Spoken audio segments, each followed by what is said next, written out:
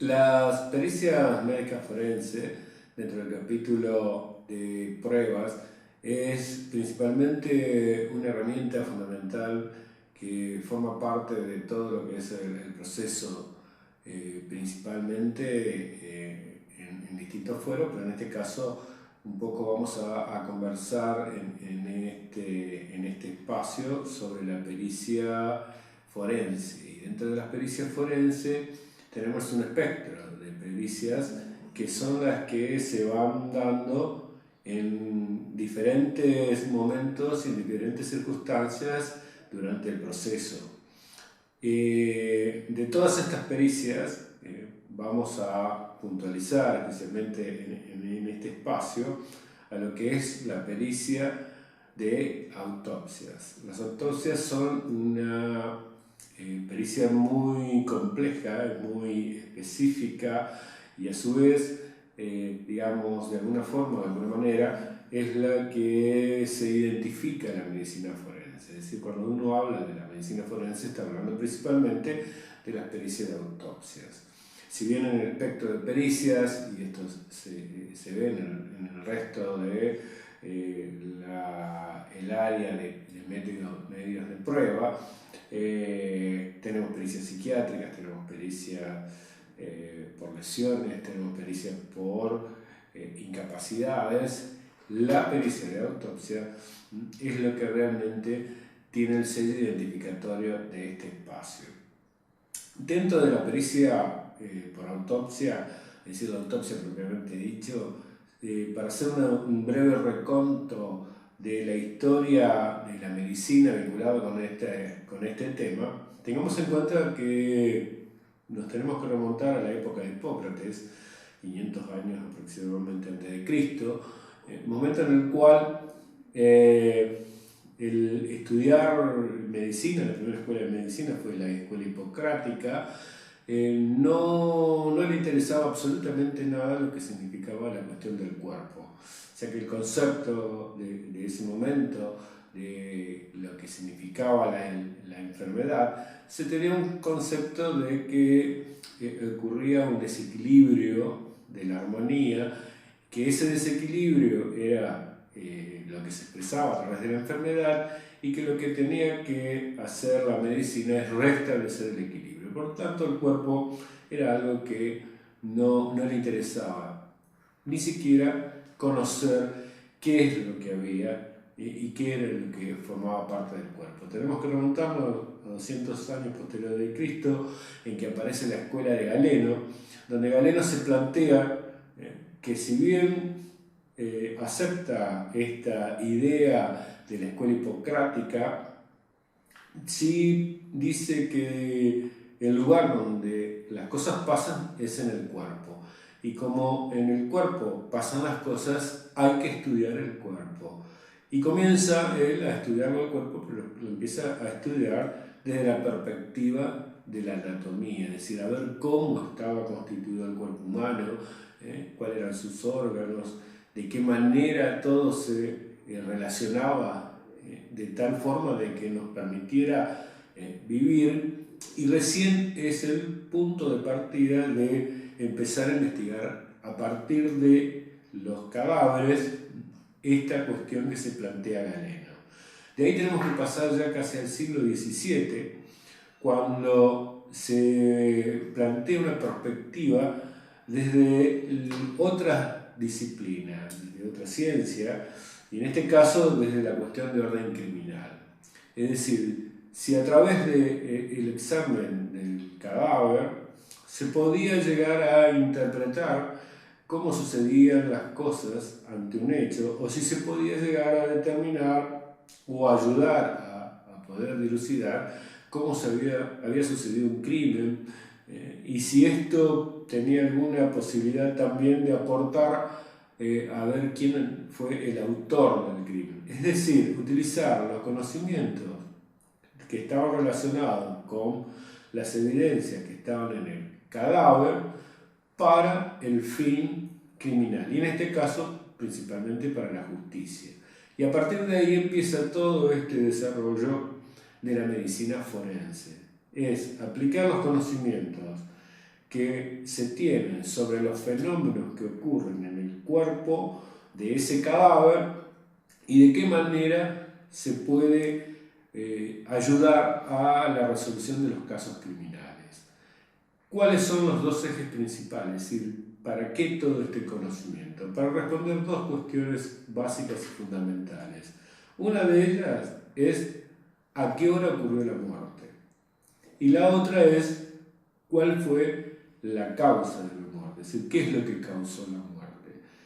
Ambos temas son muy extensos y el espacio vamos exclusivamente a centrarnos en a qué hora ocurrió la muerte, que es una de las respuestas más significativas porque indudablemente que ubica a la investigación criminal en la escena del crimen y a partir de allí se puede reconstruir cómo sucedieron las cosas, como así también poder pensar en si hubo un victimario o hubieron más victimarios y las coartadas que cada uno de ellos pudieran presentar. Por lo tanto, determinar a la hora que ocurrió la muerte tiene una especial trascendencia dentro de lo que es la pericia forense, es decir, la medicina forense y la práctica de autopsia.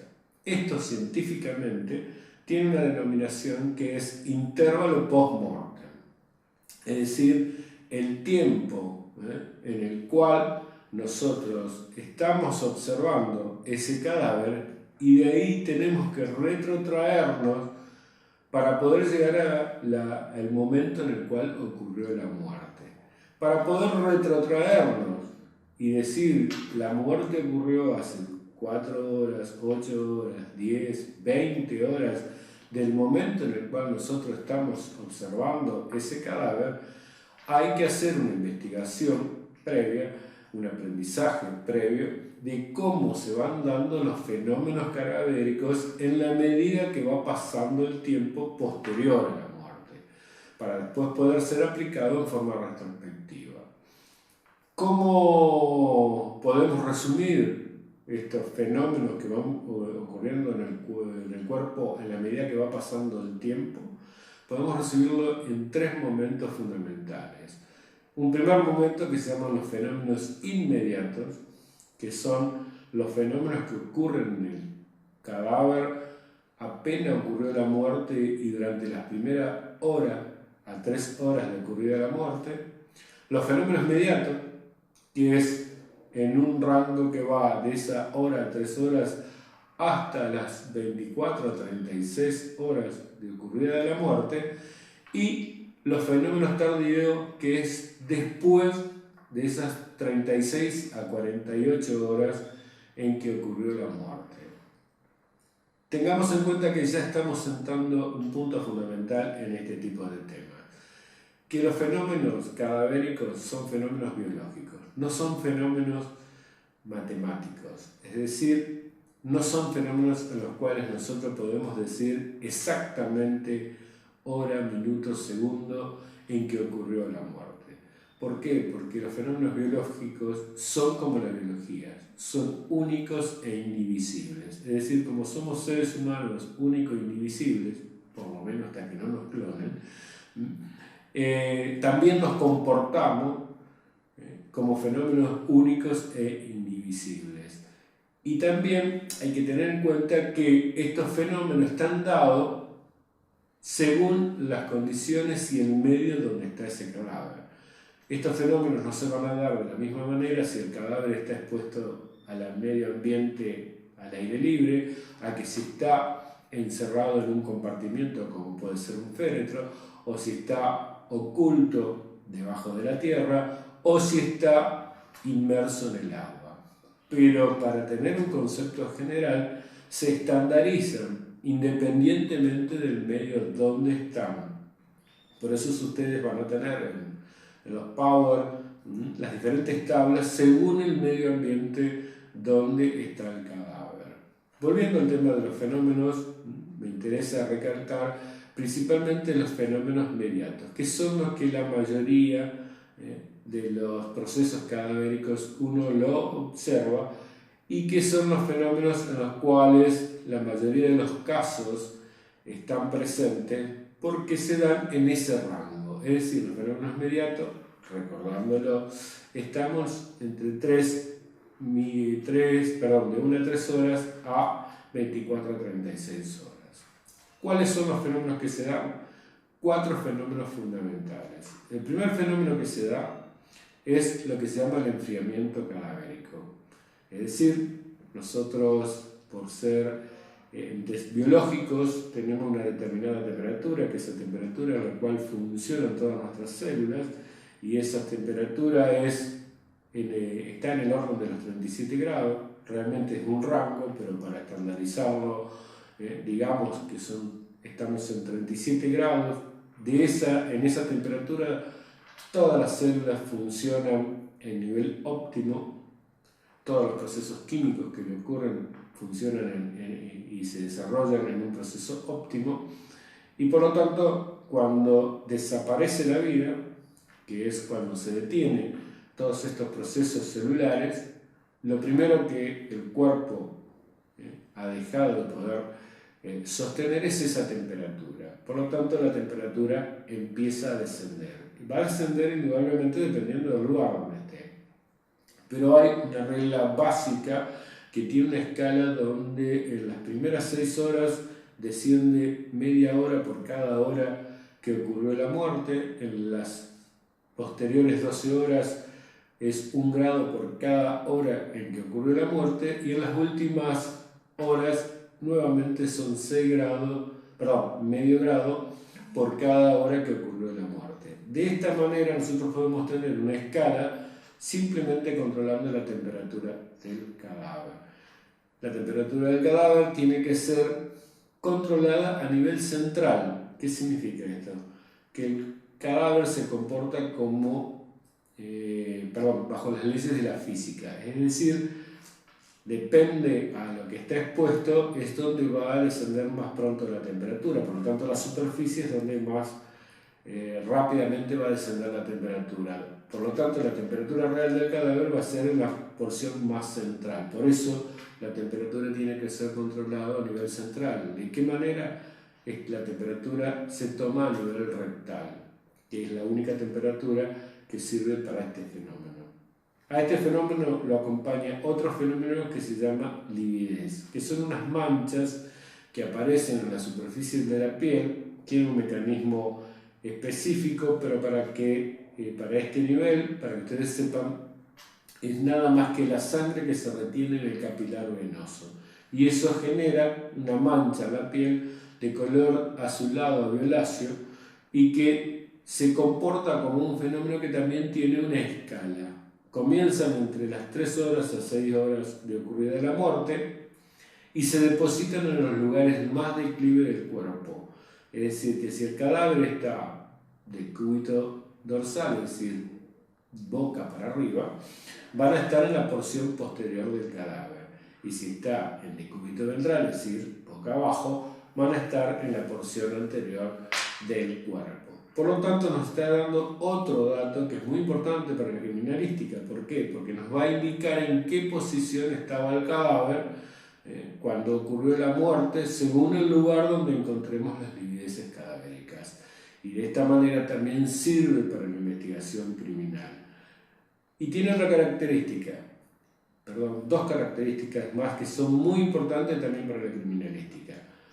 Una de ellas es que hasta las 12 horas aproximadamente de ocurrida la muerte, si yo voy cambiando el cadáver de posición, se van a ir al lugar más declive.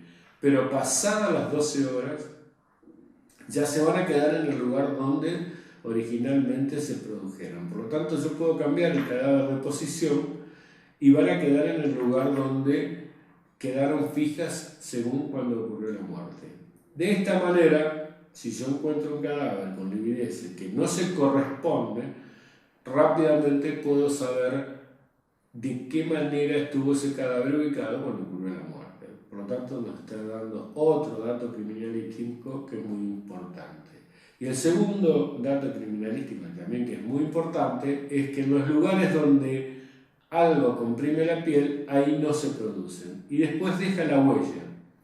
Por lo tanto, si una persona, por ejemplo, tenía una prenda de vestir, puede ser una prenda o un cinto que estaba sujeto, y después alguien se lo sacó en el lugar donde estaba ese cinto, que era el lugar donde se comprimía, ahí no se producen las livideces, deja la huella y eso yo lo puedo ver en el cadáver. Así que prestemos atención que nos dan una infinidad de datos que para la investigación criminal son muy significativos. Otro de los elementos de este periodo que es muy importante es la rigidez cadavérica. La rigidez cadavérica es un fenómeno que se observa que el cadáver, que es flácido, es decir, al momento de la muerte uno puede movilizarlo, cualquier articulación, y vamos a ver que no tenemos ningún tipo de inconveniente. En la medida que va pasando el tiempo, el cadáver se empieza a poner rígido. Por lo tanto, si yo quiero movilizar articulaciones, empiezan a ser dificultosos. Este proceso de rigidez comienza en la región de la cabeza y cuello, es decir, que si yo quiero flexionar la cabeza sobre el cadáver, no lo voy a poder hacer, y ese fenómeno empieza entre las 3 a 6 horas de ocurrida la muerte. Después, entre las 6 a las 12 horas, se pierde la movilidad de los miembros superiores y miembros inferiores, es decir, que si yo quiero flexionar el codo, no lo voy a poder realizar, o si quiero flexionar la pierna, no lo voy a poder lograr, y estaríamos ya cerca de las 12 horas de ocurrida la muerte. Y pasadas las 12 a 16 o 20 horas de ocurrida la muerte, ya todo el cadáver está rígido, llegando a su punto máximo hace aproximadamente 24 horas. En las 24 horas, más o menos, de ocurrida la muerte, el cadáver está totalmente rígido.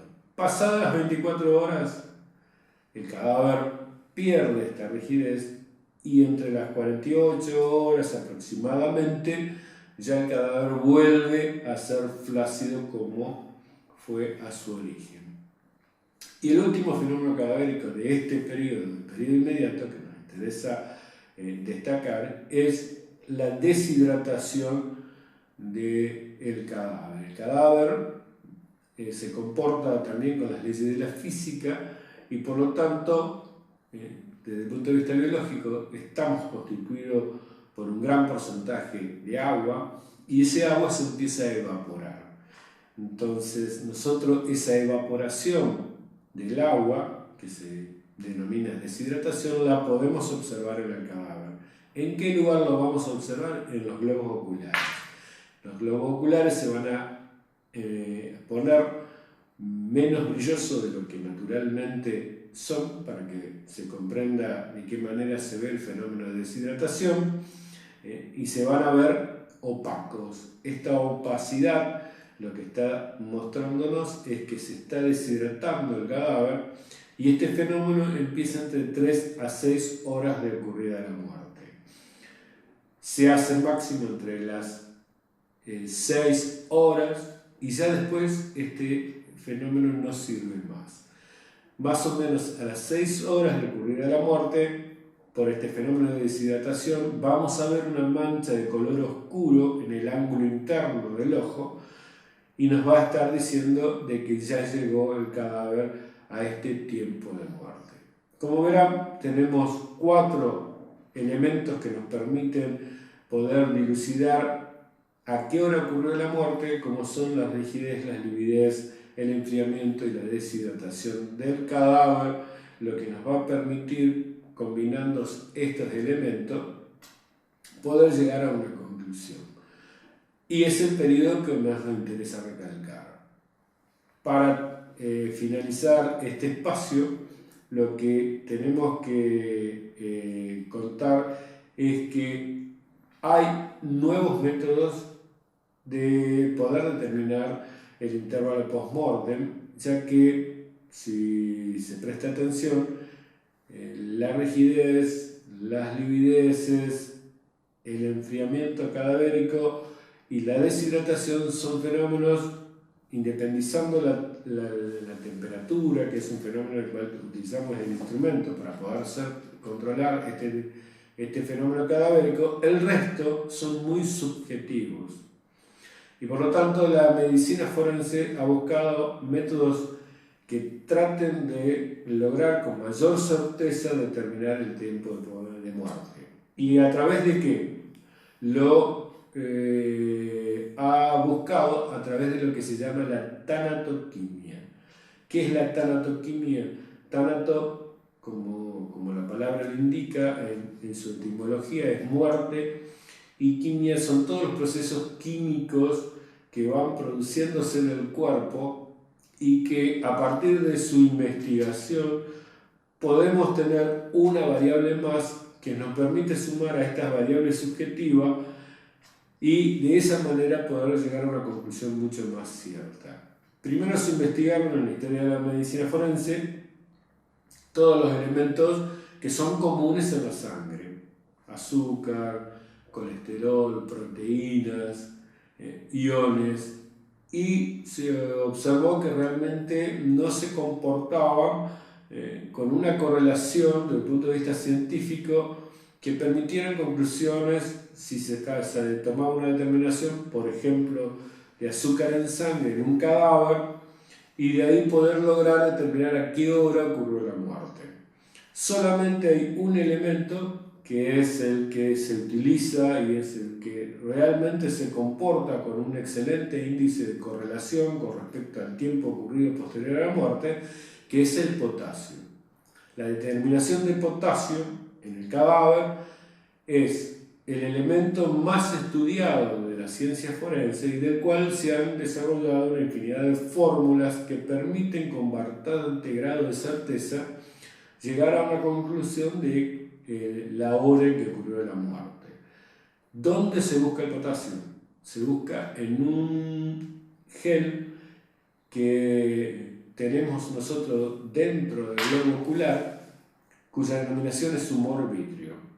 Se toma una muestra de humor vítreo del cadáver, del interior del ojo, y eso se manda al laboratorio y el laboratorio nos determina la concentración de potasio que tiene el humor vítreo. Según la concentración de potasio se utilizan fórmulas matemáticas y tenemos un valor más que nos permite poder determinar, junto con los otros indicadores como son la rigidez, la lividez, el enfriamiento y la deshidratación, pero ya tenemos un método que se transforma en una evidencia científica más significativa, que es esta determinación de potasio en humor vítreo, y de esta manera arribar a una conclusión con respecto al intervalo post-mortem.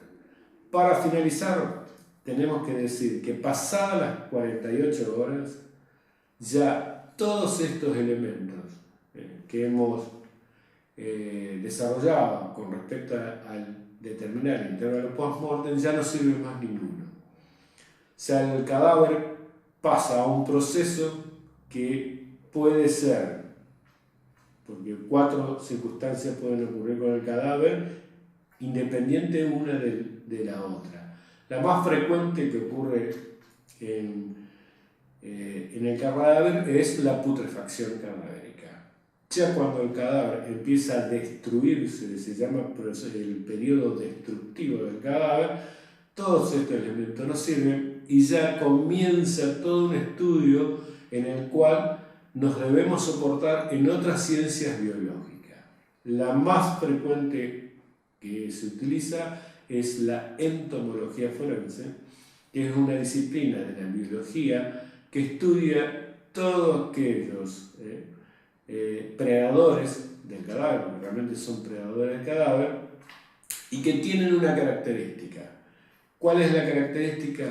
Que van destruyendo el cadáver según diferentes tipos de predadores, y cada predador tiene un periodo determinado. Por lo tanto, si yo lo estudio, puedo tener una idea a que el momento que ocurrió una muerte. Cuando hay que estudiar los cadáveres en este sentido para poder determinar el intervalo post-mortem es principalmente esos restos cadavéricos que se encuentran por lo general en baldíos y ya destruidos, algunos osificados, donde poder determinar el intervalo post-mortem solamente se puede lograr a través de esta disciplina que es la entomología forense. Nos ha quedado una serie de otros elementos que se utilizan para la investigación del intervalo post-mortem, pero todos ellos los vamos a dejar planteados en lo que se va a sumar a este espacio, que es a través de los Lean y los Power que van a tener con respecto al tema de medicina forense, que indudablemente es muy extenso para poder ser concentrado en un tiempo tan significativamente corto.